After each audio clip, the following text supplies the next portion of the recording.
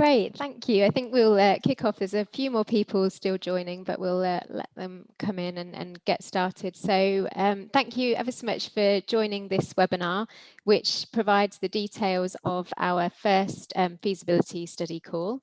My name is Fiona Charnley. I am an Associate Professor of Circular Economy at the University of Exeter, and I'm co-director of the Circular Economy Hub, which I'll tell you a bit more about in a second. And I'd just like to introduce you also to Katie.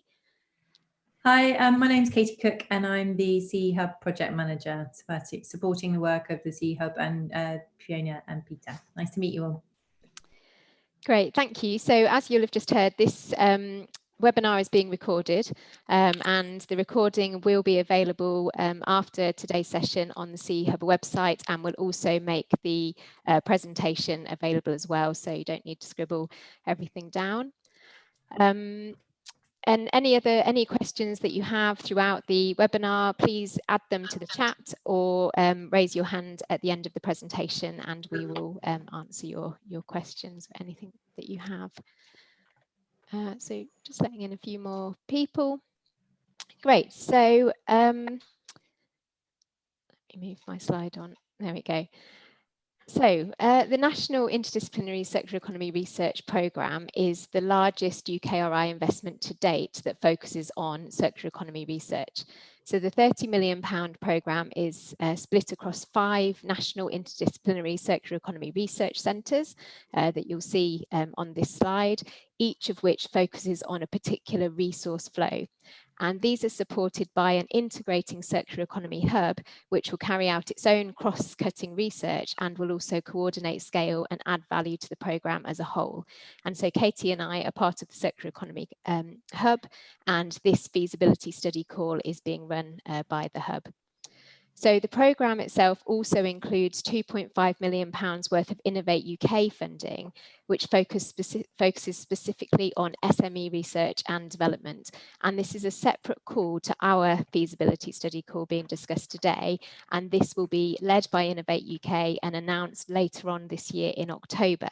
And so the Innovate UK funding call will focus specifically on industry-led research, which is different from our feasibility study call, which is directed towards HE-led proposals, but very much in collaboration with industry. Importantly, the NICER programme, which is the acronym for the long title, is supported by all research councils, and it has a significant involvement from the policy community. So that includes DEFRA, BEIS and other devolved administrations. It's a 4-year programme and it was launched this January. In May, some of you may have attended some of our national launch sessions. And we have a large existing community made up of 34 universities and a number of different academics and early career researchers, PhD students and industrial partners. However, a key aim of the programme is to grow this circular economy community through a significant programme of outreach and collaboration, and this feasibility study call forms a central part of that. So the broad overarching vision of the programme is to accelerate interdisciplinary research, innovation and impact to scale up a UK circular economy. And it has 3 key objectives. First of all, to accelerate understanding and solutions to enable circularity of specific resource flows, including related waste streams and uses within specific sector contexts that are represented by the 5 circular economy centres. Secondly, to provide national leadership, coordinate and drive knowledge exchange across the programme as a whole and with policy, consumer, third sector and business stakeholders. And then thirdly, to ensure that all of the research that's undertaken throughout the programme is embedded with stakeholders by involving businesses, policymakers, civic society, the third sector, and citizens at every part of the programme, including, as I mentioned earlier, a provision of funding to enable SME involvement. So that's really to kind of set the context of what the NICER programme is about and where the hub fits in, and where, importantly, this feasibility study call fits in. And so I'm now going to go through a few slides which detail the granularity of the call itself. And this is all of these details are available on the call documents, which hopefully you will have seen, but they're all downloadable from the CE Hub website. So this is our first feasibility study call. It's the aim of the call itself is to accelerate circular economy research, innovation and implementation with a specific focus on 5 resource flows connected with the UKRI funded National Circular Economy Centres that I mentioned. And so the aim of the funding is to provide the wider circular economy community with the opportunity to undertake interdisciplinary cross-value chain, foresight, speculative and potentially high impact research to accelerate innovative solutions towards a circular economy. So the nice thing about feasibility studies is actually we're looking for that speculative, exciting research that might lie at the interfaces between different disciplines that perhaps wouldn't otherwise get funded through standard UKRI calls alone. So we're really encouraging proposals that consider different scales, so including regional and place-based research. We're looking for new collaborations between sectors and disciplines. And importantly, we're looking for proposals that involve and/or are led by early career researchers. All projects that we fund will also be expected to involve collaboration with industry and policy partners or policy partners. And this is either providing in-kind support or direct funding into the project itself. So there are no fixed themes to this call. However, research into specific enablers or barriers that are common to multiple centres and resource flows and/or sectors are encouraged. And so we've listed here a few things that you could consider, but we're not restricting you to just these topics. So some of the topics that we're quite interested in are data management, metrics, indicators and standards, product and service design, business modelling, including citizen adoption, digital technology, procurement, finance, skills, and the future of work.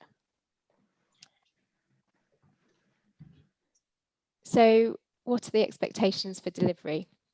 The funded projects will be expected to deliver a tangible piece of work that would achieve a specific output. So we're really focusing on trying to maximise the impact of these feasibility studies. So that could be, for example, early stage concept development, the development of decision-making tools and methods, or demonstrator projects focusing on evidencing the transferability of circular economy principles across different scales, disciplines, and industrial sectors. We're really keen to support collaborations of all different sorts that would not have otherwise happened. And we really welcome applications with leading participation from people drawn from all aspects of the circular economy community. So importantly, the feasibility study should result in increased confidence in the proof of concept developed, which then has the potential to attract further funding and investment. So what is the funding available? So in total, we have £500,000 FEC available, which we will award over 3 separate funding calls. So this is the first funding call that was announced earlier this month. We will then have a further round in January of next year, and then our 3rd round in January 2023. So if you have an idea, but you feel that it needs developing further, you'll have plenty of other opportunities to apply. So for this funding call, we have £200,000 available at full economic cost. Feasibility studies will be funded to a maximum full economic cost of £50,000. And so FEC means that funding will be awarded at 80%. We're expecting that feasibility studies will last between 6 and 12 months, and all of the feasibility studies that are funded as part of this round must be completed by November 2022. Also, as I mentioned earlier, applications where a portion of the project costs are met by industry funding are encouraged. So the CE Hub is committed to equality, diversity and inclusion, and we particularly welcome applications from teams which are diverse in terms of protected characteristics and disciplinary areas and backgrounds. So we want to encourage, support and respect ideas from everyone as part of our community and ensure our inclusive activities are representative of the diverse circular economy community which makes up the NICE programme. So upon receipt of the proposal, we will ask the PI to voluntarily complete an anonymous ED&I monitoring form for their team so that we can learn how we can best support increasing diversity in all of our activities. And we particularly recognise the impact of engaging with activities such as networks as part of the hub. We're really keen to challenge our own thinking as we deliver our programme. And we want to continuously learn and embed that into our activities. So we therefore encourage applicants to discuss any specific requirements with us that will enable that broadening of participation. We really encourage you to get in touch. We've tried to design our funding allocation process with an aim to minimise any potential impact of bias at all stages of our decision-making process. And as a result of that, we're piloting a new approach in the application process. So you may have seen that the application form is split into two parts. Part 1 will contain the contact details, information about the project team and the track record of the project team in one form. And then the second form, part 2, will be the outline case for support. And this will be considered anonymously by a shortlisting panel.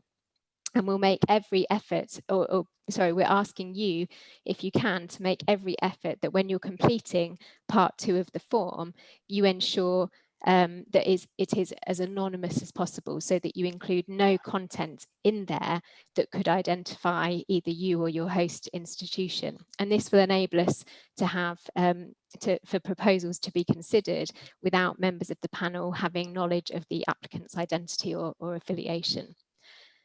And where two proposals are reviewed to be equally excellent in terms of their ideas and the academic quality, we will then revert to the information on the ED&I form to add to the sifting process.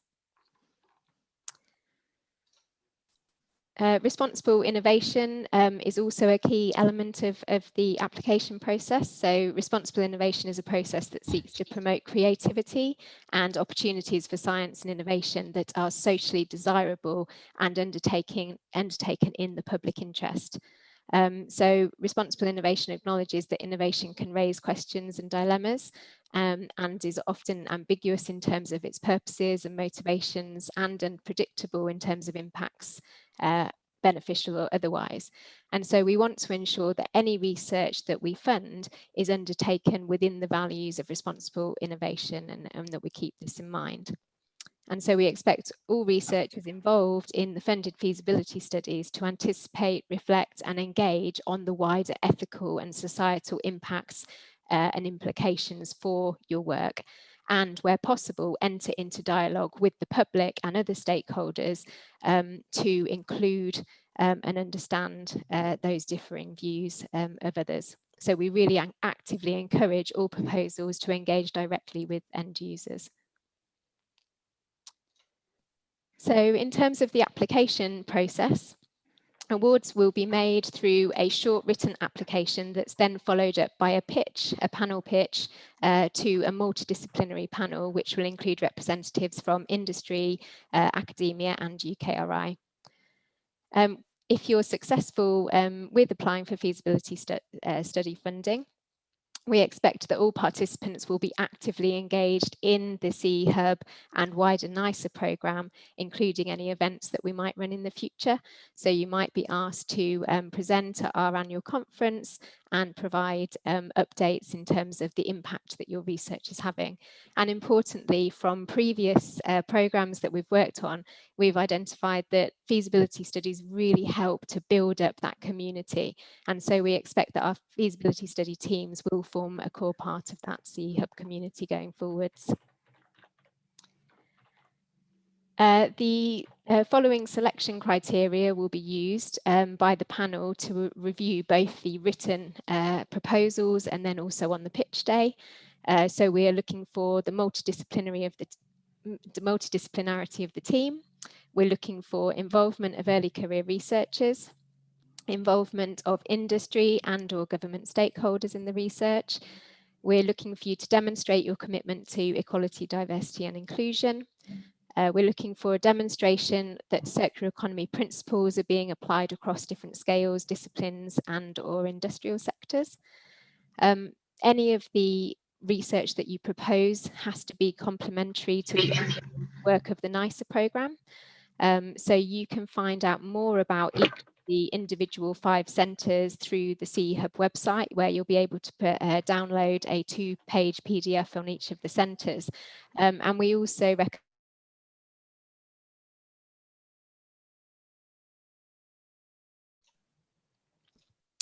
we're also encouraging any of you that have proposals that are aligned to a particular centre that you actually reach out to the centre and discuss your ideas with them, and we'll provide all of those contact details at the end of the presentation today.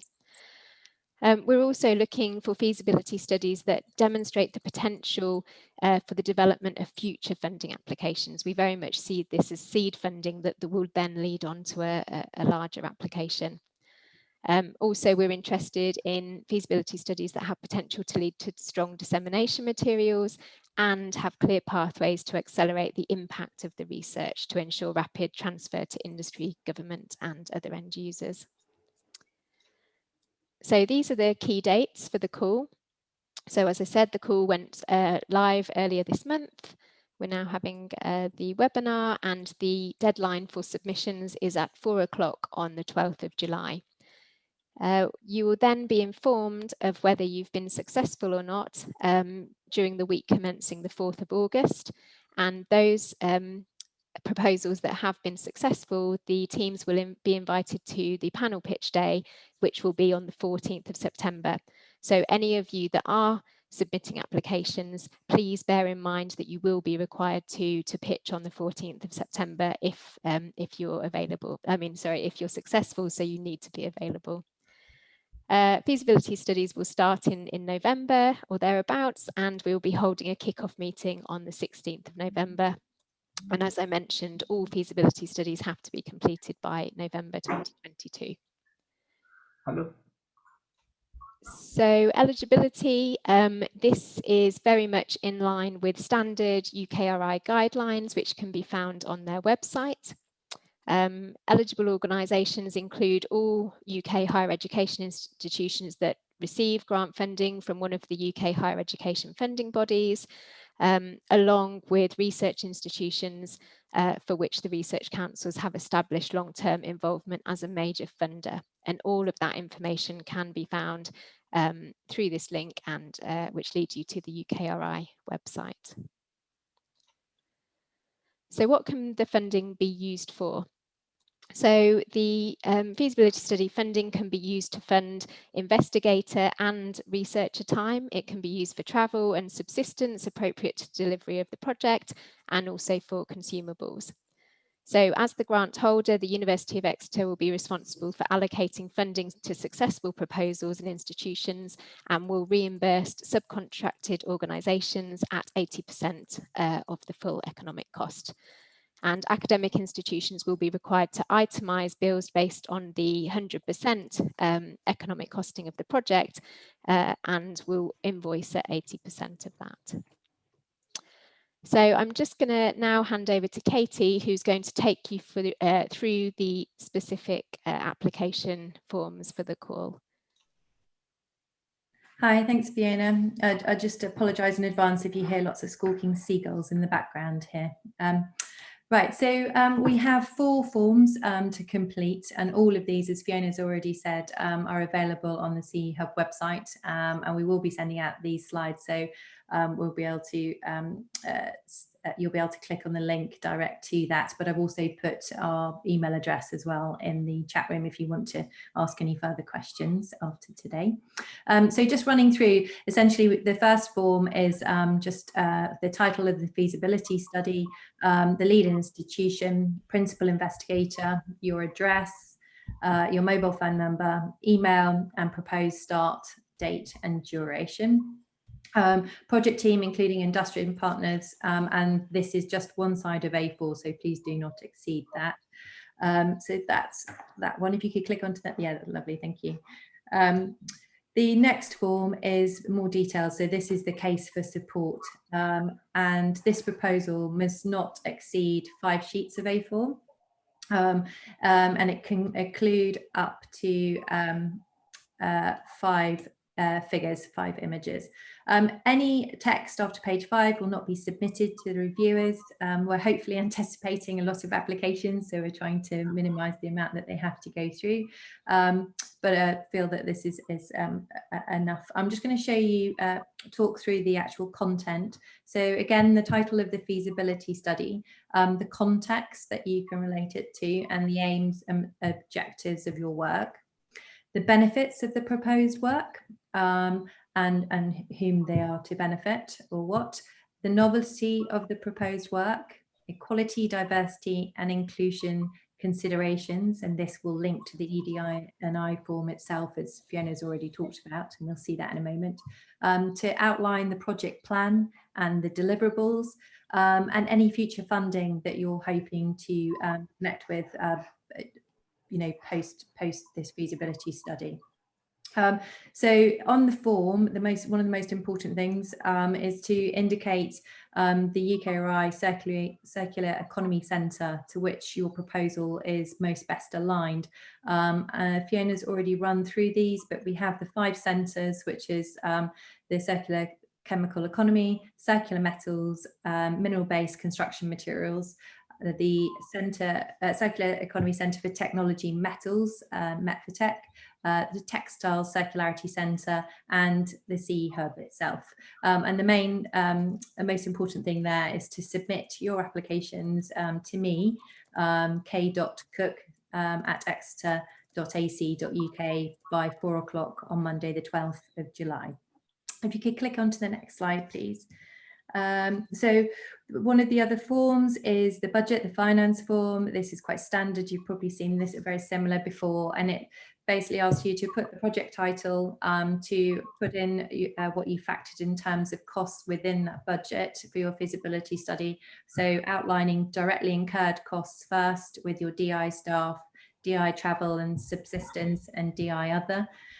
Your directly allocated costs, so if you're existing members of staff, for example, investigators, estates, infrastructure, and any other directly allocated costs.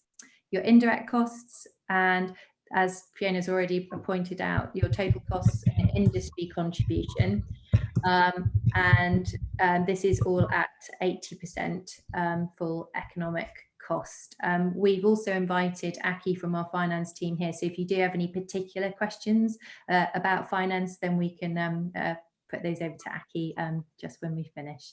If you could move on to the next form, please. So the ED&I form, as Fiona's already stated in the presentation, this is a critical part of the Flexible Fund review process. Although it's a voluntary process for you to be able to put this in, it could actually provide you with a greater means of being able to show that you are very diverse, etc., in terms of the team that you're bringing together, and therefore when we're assessing and sifting through those applications, this could help you very much so, because we've been embedding ED&I throughout the whole of the process for the NICER programme and the CE Hub. This literally just goes through quite usual questions in terms of gender, sex, age, disability, ethnicity, caring responsibilities, and if you want to know more, there's a privacy notice in there, and that provides all the information on how we might use this data and how it's going to be protected. And Fiona already has stated that that's going to be anonymous. I see that somebody has their hand up, but if we can come back to that just at the end, that would be lovely. Thank you. Finally, on the submitting proposals, the feasibility study applications, as I just said, if you could send them all direct to me at k.cooke@exeter by 4 o'clock on the 12th of July. If you require the application forms, they're all currently available on the CE Hub website. And just to say, I think Fiona may have already mentioned this, but the most important thing is your availability. So if you have been successful, we would like you to be available to come to the panel pitch on Tuesday, the 14th of September. The panel itself will be made up of probably 6 people, and we're assuming currently that this will be an online panel pitch, so we'll probably use Zoom. And then to attend the kickoff meeting and all the other dates as Fiona's already provided. So we will provide regular updates on the dedicated project webpage on the Hub website.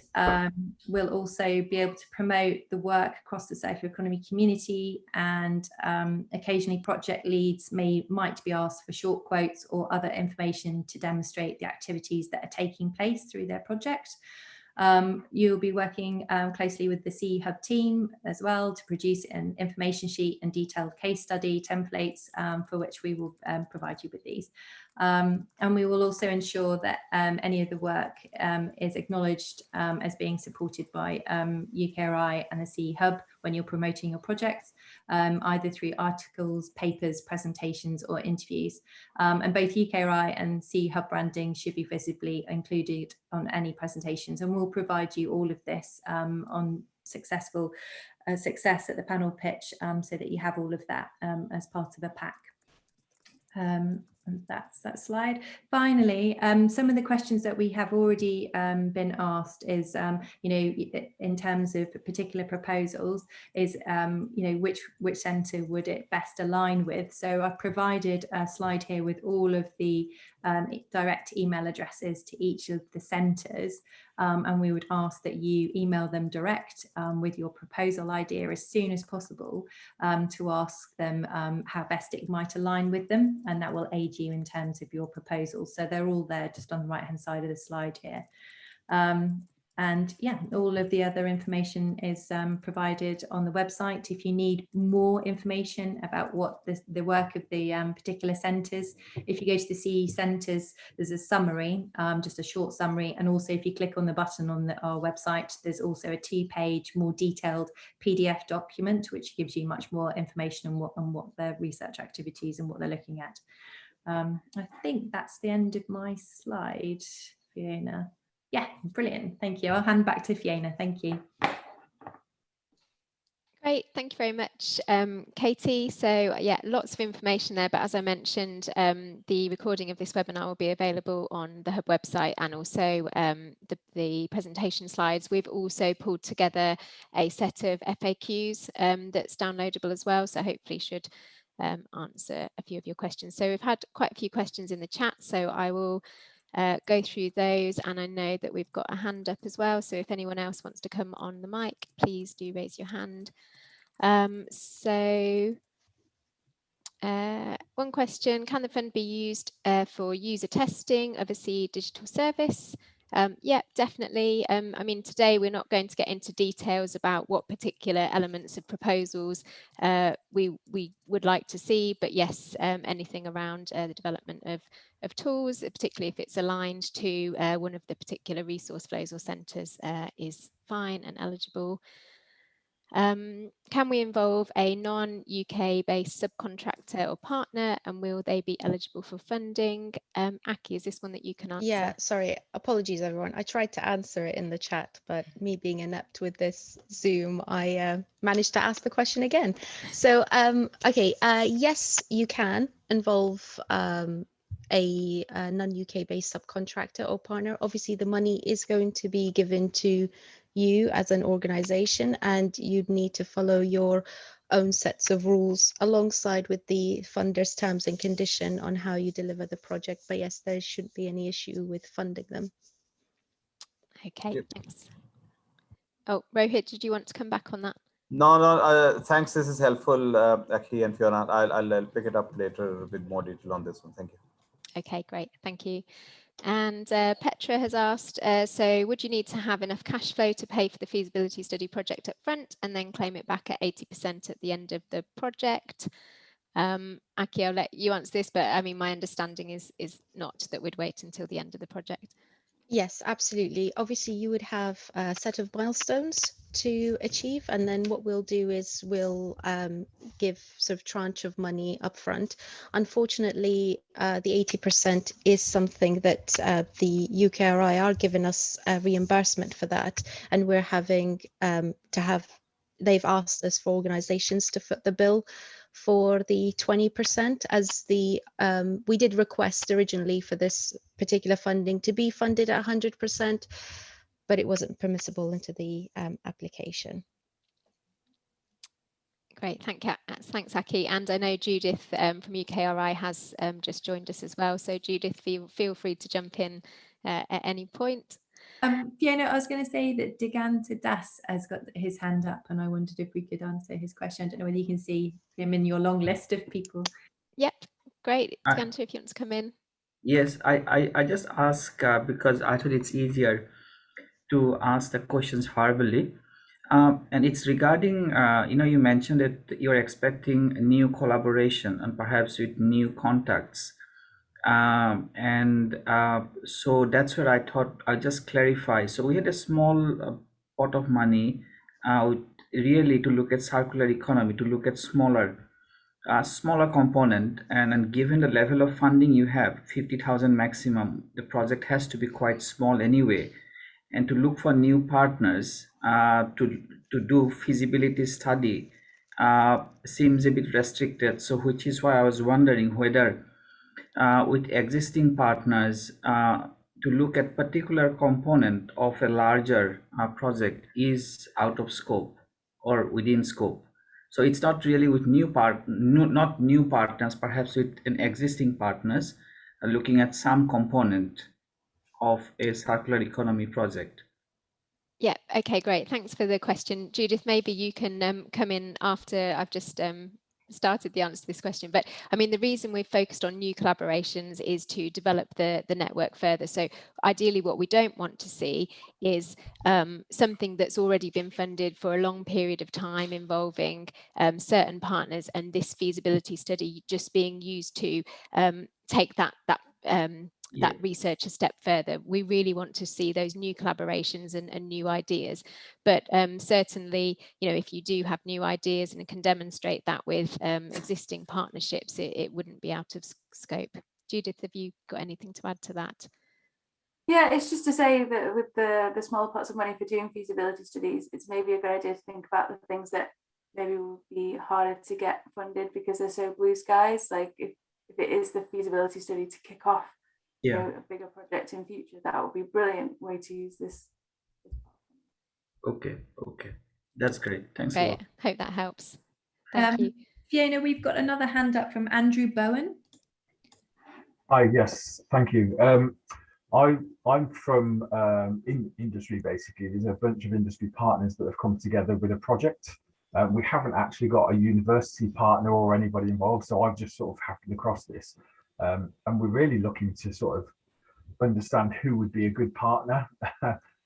It looks like from this, thankfully, the textiles one is actually more in line with, I think, where the project would be going.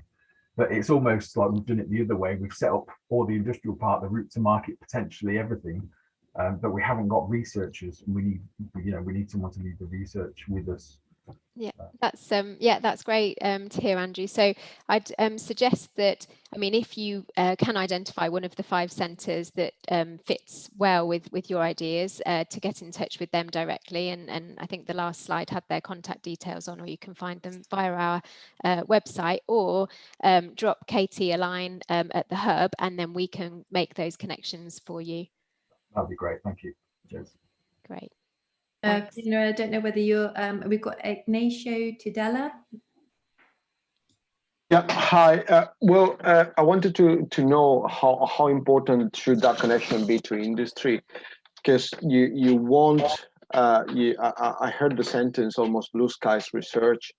So basically we are talking probably not even TRL 1, it may be TRL 0, but it may be quite difficult to find a connection with industry at TRL 0 if nothing has been proven yet. So how important is that industrial component in the application really, when actually we are talking about extremely low TRL research where probably there wouldn't be much driving force and that could feel engaging for an industrial partner.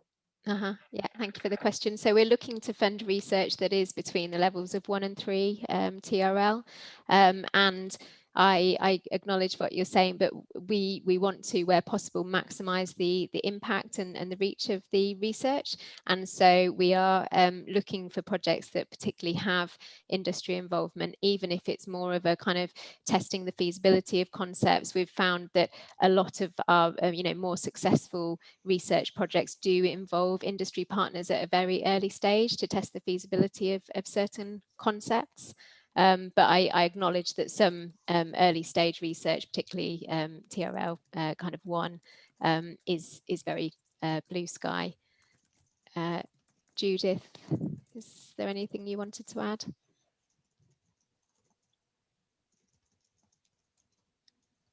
Oh, I can't see her on my screen.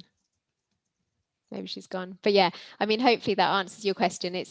We are really looking at research that does involve industry collaboration at this stage to inform and co-create and collaborate on the research with you. I'm just before we go to the other hands, there have been some other questions in the chat. So I need to get through those, and then I'll come back to the hands if that's okay.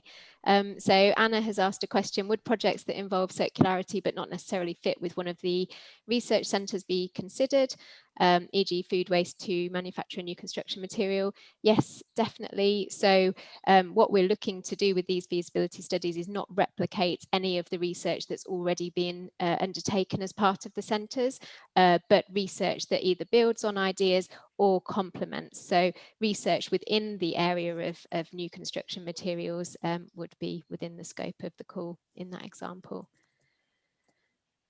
Another question around who will own the IP. All of these feasibility studies will follow the normal guidance for any funding that's undertaken that's funded through UKRI. And so the IP will remain with the university that's carrying out the research and/or the industrial partners. So you will develop your own collaboration agreement with your partners. Oh, hi Judith, I think you're back now. Are you looking for proposals that are completely new or developments on ideas, innovations currently in place? Hopefully my previous answer answered that. So it's ideas that are complementary to the NICER programme as a whole, but they can be new ideas, new collaborations, new innovations. And please confirm that SMEs are able to apply. This feasibility study call is focused on engaging higher education institutes as the lead applicant. So an SME wouldn't be able to apply without a collaboration with a university. However, as I mentioned at the start of the webinar, there will be a later call from Innovate UK where SMEs will be able to apply directly for funding. Hopefully that makes sense. Oh, Fiona, I was just going to say about the Innovate UK funding, the key person to contact is Amy Peace at Innovate UK, and we're going to be providing updates on this from them in our e-newsletter. So if everybody wants to sign up to our e-newsletter by the website, that would be a really good way of hearing about it. Great, thanks Katie. And Katie, maybe you can answer this next question from Jim, who asks, is ED&I being considered across the whole project team or just the PI applying? And does the ED&I form need to be completed by each team member or just the PI? Okay, yeah, thanks, Jim. I know Jim. Thanks, it's a good question. So it's the PI, it's asking the PI voluntarily to complete that form and to complete it on behalf of the whole of his team. And what was the second part of that? Is an ED&I form? No, so it's just one ED&I form for the whole of the team to be completed by the lead PI. I hope that answers that question. Thanks, Katie, it does. Cheers. Thank you. And Aki, maybe you can respond to the next question from Marco, who asks, is the 50k limit the 100% FEC or 80% FEC cost? Yeah, you'll have a 50k budget, but we will only be able to fund 40k of that. So then you would have to foot the bill for the 100k for the 10k if you were to spend the maximum. Great, thanks, Aki. And Jason's asked a question, but I know, Jason, you've got your hand up as well. Great to see you. Hi, sorry. Just a quick question. So if I've got a consortium of folks, but not a UK university on board, is that when I go to one of the 5 hubs to see if they could be my university partner? Is that how that works? Yeah, so if you don't have a university on board, we can either you can go directly to one of the 5 centres, or we could put you in touch with an appropriate lead institution. Okay, and so my university in Australia doesn't count, right? Unfortunately not. They could be a partner, but they couldn't be the lead institution. Cool. Okay, thank you. Great, thanks, Jason. If you want to email me at k.cook, I'll just put my email address in the chat box again for any queries, and then I can send you the links across as well. Thank you. Thanks. And another question. So the successful projects will receive some of the funding up front. Could you please advise how much? Aki.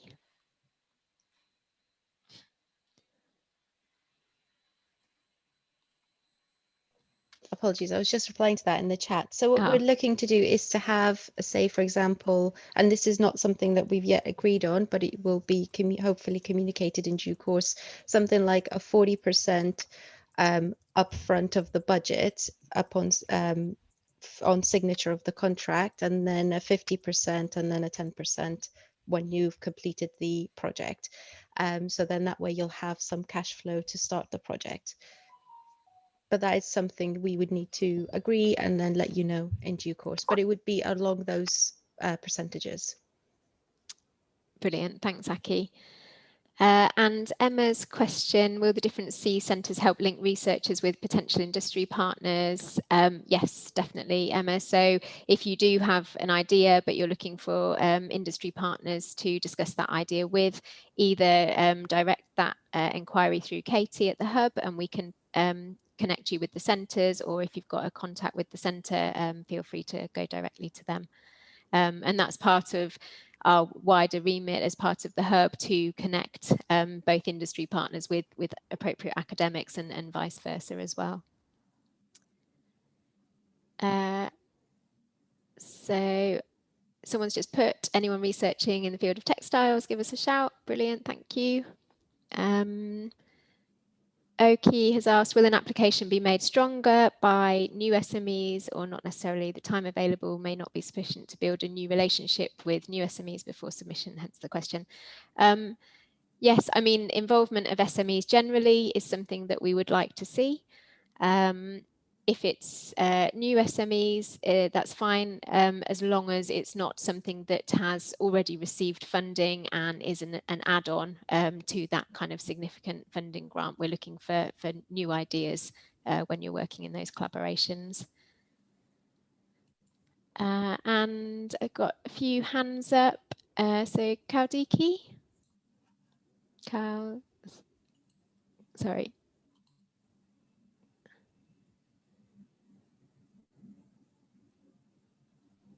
Sorry, do you mean me?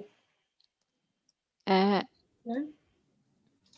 Sorry, I've lost my screen for some reason and names on it. But yes, please go ahead. Great, well, thank you. Yeah, I was just wondering if there's a way to perhaps between this group and others interested in applying, seeing if there's any natural cohesion between our projects. So, for example, we're working on a digital technology solution that can organise the data around product use over time, and are looking for industry partners and university researchers. So I wondered if there's any way we could see if there's any overlaps between us as a group. Yeah, I think that's a great idea. Katie, do you want to respond to that? Yeah, I was just going to say, as part of our next phase of our website, we'll be having a members area, so we'll be able to, have the facility to be able to chat about these ideas. But in the interim, if you'd like to send me your email address, which you can share with me privately in the chat box, then we'll, we can have a further conversation on how we can best go about coordinating that. Great, thank you. And a few people have been putting their contact details in the chat as well, and their related areas of research and interests. And do we have any other hands up? Not that I can see at the moment. It's Liang Zhu Han, legacy hand. Thank you. Hello. Hello, everyone. Very nice to meet you. Thanks very much for your organization.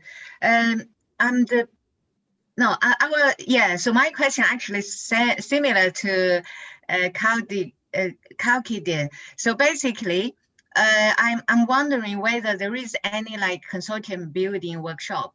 The reason why, because I'm from a computing science, we're specialized in big data, machine learning, AI.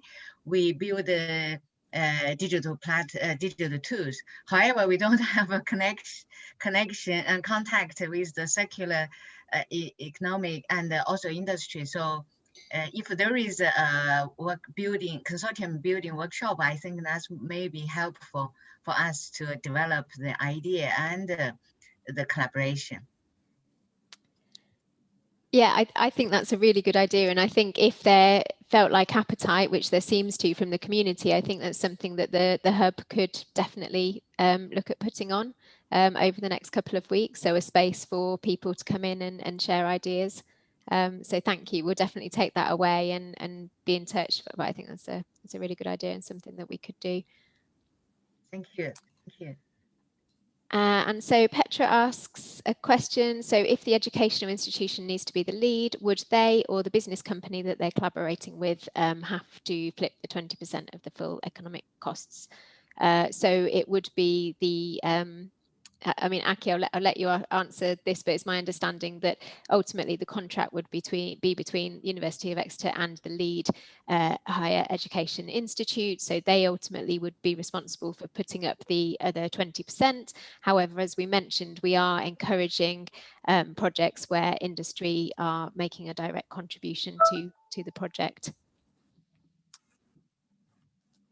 Aki, I don't know whether you... Yes, sorry, yeah, I agree with what you said. So 20% would be covered by the main applicant of the award, and hopefully with the the Innovate funding call, that might help some of the SME partners. Oh yeah, sorry, I saw you'd answered that in the chat already. So how many projects will we be selecting for pitching before you make the decision of the 4 successful ones? So this is slightly dependent on how many applications we get, but we're anticipating that we will do 1 full day of pitches and we will invite 8 successful applicants to pitch, so that anyone invited to a pitch will have about a 50% chance of success. However, we might extend that if we get a very high number of very good applications.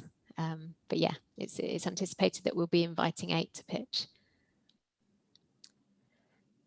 So some people pop in their ideas in the chat and links, which is great. Are there any other questions? I think these are just more chat and get in touch. Does anyone else have any outstanding questions that I've either missed in the chat or you want to just come in and ask?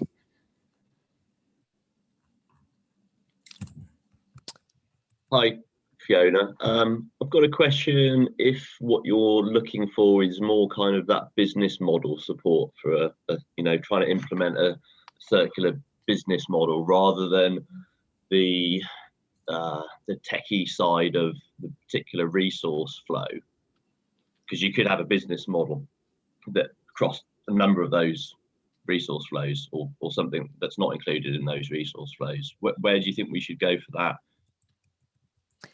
that? So I think both of those are within the scope of the call. So either if you've got kind of a business model idea that spans across different sectors and you're looking to test it out, or if your research idea is more around a particular technical aspect of one particular sector or one resource flow or one organisation, they will all be in the scope of the call.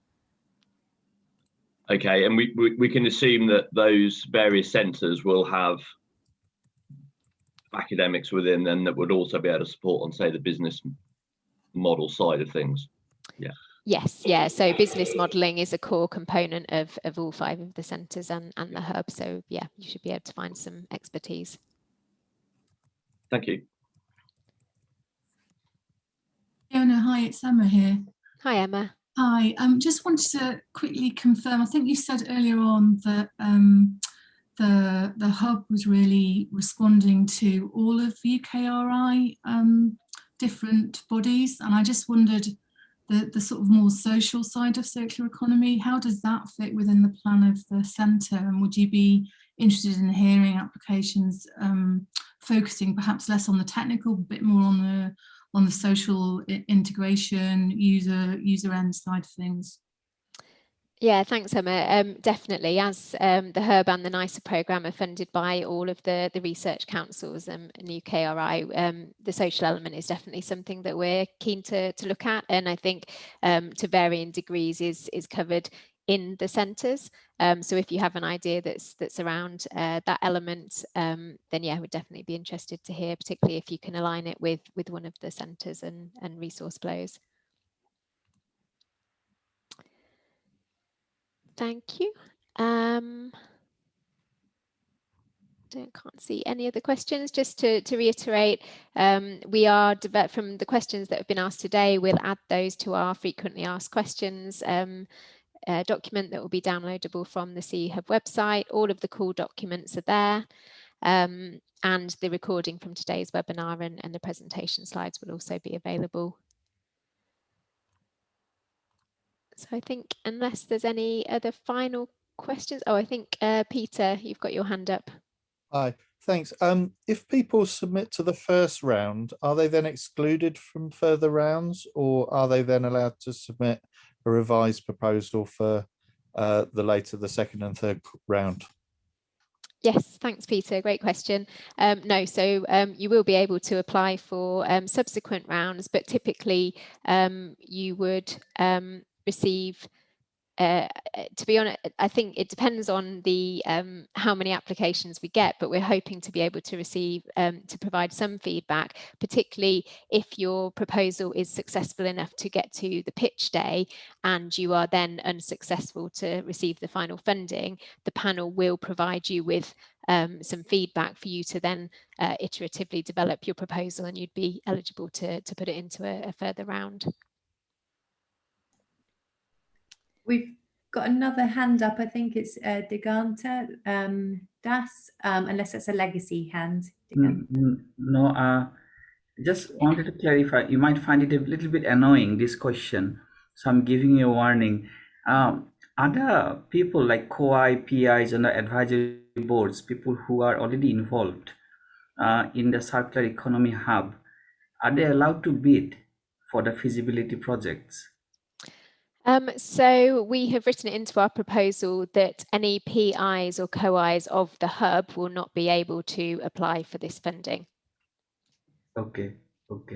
And then you may help in larger, I think, workshops and things like that for larger team building when we don't have expertise, particularly for larger projects, UKRI projects that might go outside the hub.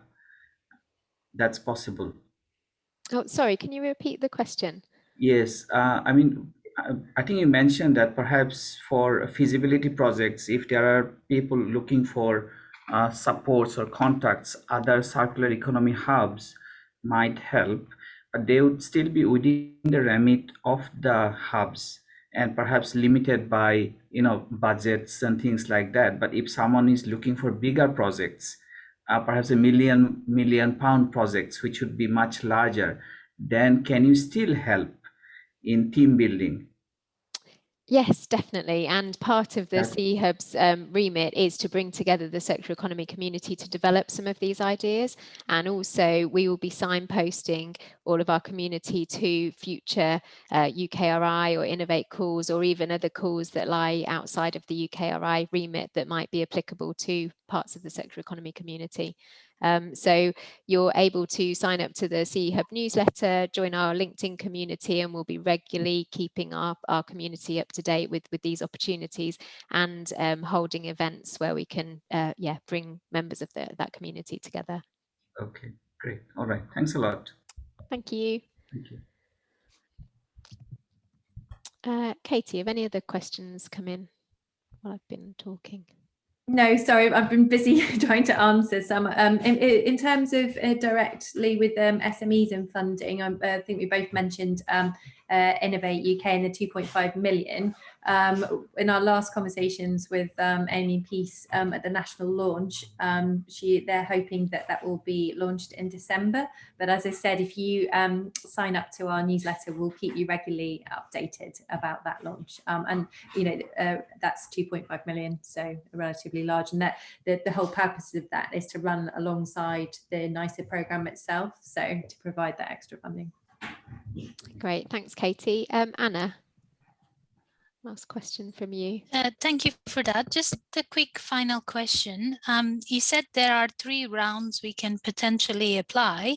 Are the 3 rounds having equal pool of funding to distribute, or is there a particular advantage of trying to apply earlier rather than later? I'm just bit concerned because the project I have in mind, he has a lot of partners, so if something like letters are required, the time from now till submission is very tight. I don't think I would be able to collect all of that to include in the submission.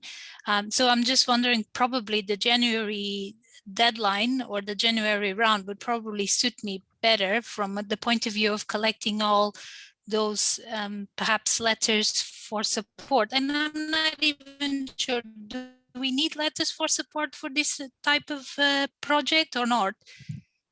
Great, thanks, Anna. So the answer is no, you don't need letters of support for your submission at this stage. However, we do encourage you in your proposal to describe the collaborations that you have with your industry partners, but you don't need official letters of support at this stage. Also, your other question about the split across the calls.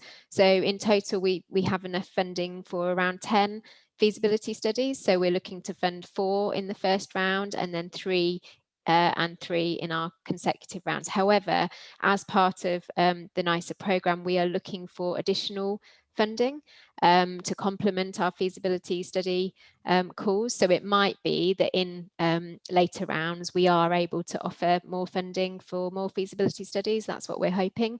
But at the moment, the funding we have will be split across 4, 3 and 3.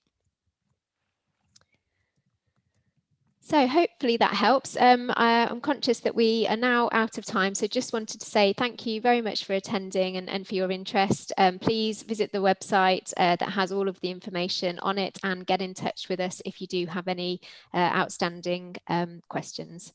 Katie, was there anything else from you? No, just drop us a line, as Fiona said, and it's great to see you all. I think we're going to have a lot of applications, so yeah, really looking forward to them. And if you have any questions, please email me direct, and look forward to being in contact with you. Great, thank you very much all. Bye-bye. Thank you, bye.